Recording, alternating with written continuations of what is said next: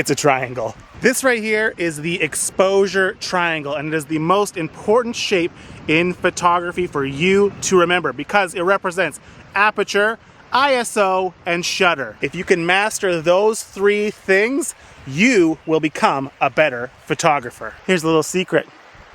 One of them you can cheat on. And in this video, I'm going to expand your triangle from a triangle to an octagon to maybe a polyhedron. Who knows where this video will go? Stay tuned and watch as we explore the exposure triangle.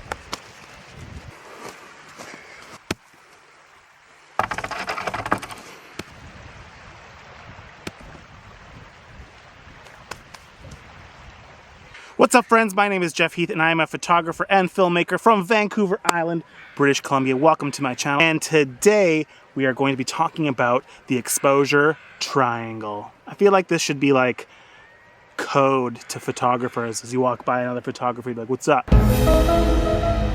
Like our own little Illuminati. So the exposure triangle, for those that don't know what it is it's three things in a triangle that you need to do to take the best photo you can at the right exposure. You've got aperture, shutter, and ISO. Those are the three things that control your exposure and the way your photo looks every time you take a little snap. First, we have got shutter. Shutter is like the click that you hear when you take a photo. The shutter is what closes and opens in front of your sensor to take a picture, and it's a little snap in time of what you want to take. And there's a speed associated with your shutter. So imagine a door opening and closing. Outside, it's very bright.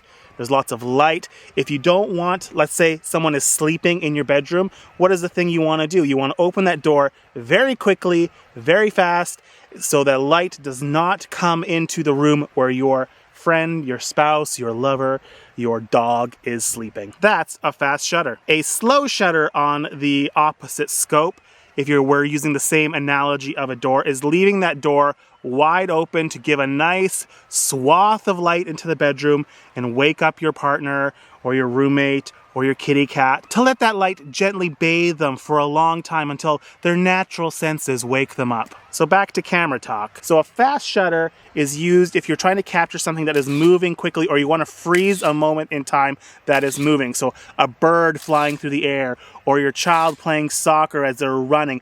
You want to have a very fast shutter, and so it's measured in seconds. So you'll have a 1/300th of a second. If you watch sports or Olympics, you always hear 1/1000th of a second, or that's how quick they were before first and second. The same thing with your shutter. It works in seconds on your camera. You're going to want to do, for a fast motion, you're going to want to do quicker than a second. You want to capture and freeze that moment. On the flip side, if you want something to move slower, have a little motion blur, have a little emotion, let a little more light in, then you're going to want to slow your shutter down. And the way you do that is, again, in seconds. So let's say you have a waterfall that's moving, or you want to capture a little bit of motion blur in your photo, or something looks a little blurry in the background, like a car driving by in the city. You're going to want to slow down your shutter to, let's say, 1/30th of a second, 1 second, even longer, up to 30 seconds if you're capturing the night sky, because you want to let all the light in for a long time on your sensor.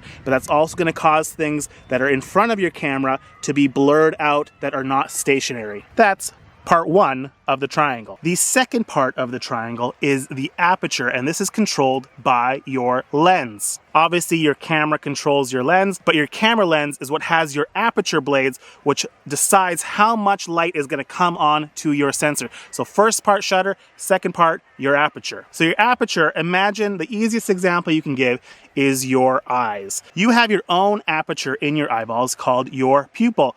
Have you ever walked into a dark room and you look at someone and their eyes look almost black? That's their pupils opening up as wide as it can, just like an aperture on your camera, and it's letting as much light into your eyeballs so your brain can see things that are in the dark. As well, that's the same with your camera. When your aperture is wide open at a 1.2, 2.8, whatever it's going to be, it's letting in as much light as possible. On the flip side, if it's a very bright and sunny day, what do your eyes do? They constrict to let less light in. In a camera, This is how that works. If you want to let more light in, you open up your aperture, which will give you a shallower depth of field, which means that the background behind you becomes more blurry. The background behind your subject becomes more blurry. That's what a lot of people want when they're taking photos with professional cameras, is they want that background blurry separation of their background and their subject. Alternatively, if you're doing landscape photos, you don't need things to be blurry. You actually want everything in focus. So you might stop up your aperture in order to get everything in focus. So you're shooting higher up, all the way up to even f/22, so everything is in focus. But then you're constricting that to let less light in,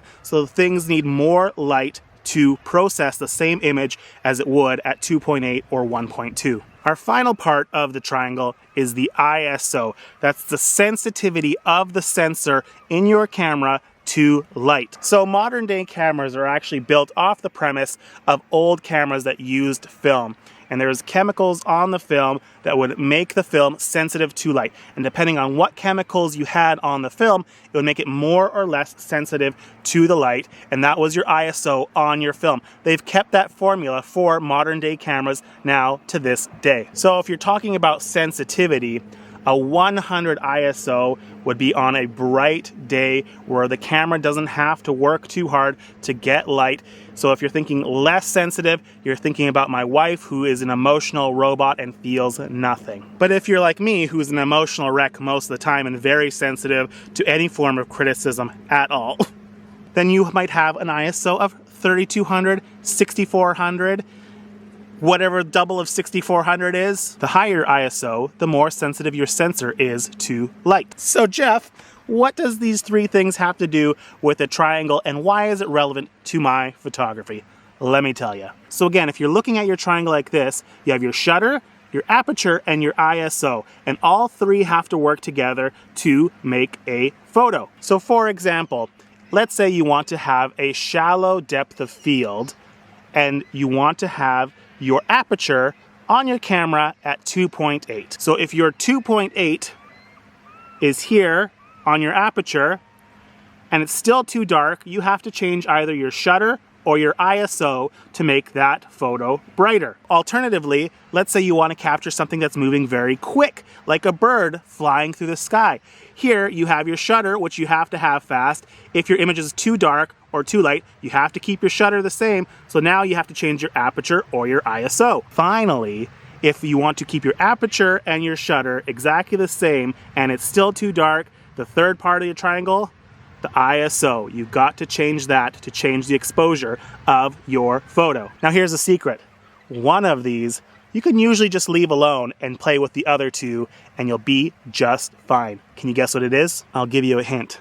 No one knows what the three letters in it stand for. That's right, friends, it's the ISO. You can actually set it to auto on most cameras with a limit that you want your camera to go to. Now most cameras, you're able to set a limit on your ISO, and here's why you want to set a limit on your ISO. Yes, your ISO makes your camera more sensitive to light, but the higher you go in ISO, you lose quality in the picture that you're taking because it introduces a thing called grain into your photo. Grain is that kind of like look that you see in old-timey films where kind of things look, 16 mil film that your parents used to film on back in the day, those little dots all over the screen. That's what gets introduced into your photos when you increase your ISO. That's why you want to set a limit on how high your ISO can go. And again, each camera is different. Some cameras you can go very, very high on your ISO and the image is still clean and sharp and looks nice, especially on modern day mirrorless cameras. But on older DSLRs and older cameras, the higher you go in ISO, the more quality you lose. So yes, you can cheat on your ISO by keeping it on auto and putting a limit on your camera depending on what the cleanest ISO is on yours, but it's the one thing you don't have to change regularly as long as you set a limit on it. Then you only have to worry about your aperture and your shutter and forget about that bottom part of the triangle, the ISO. So next time you're taking a photo and you're wondering, I don't know how to do this. I want my background blurry. I want my subject that's moving fast to stay in focus and stay sharp. Or it's too dark and I'm not sure how to adjust for that. Remember the triangle.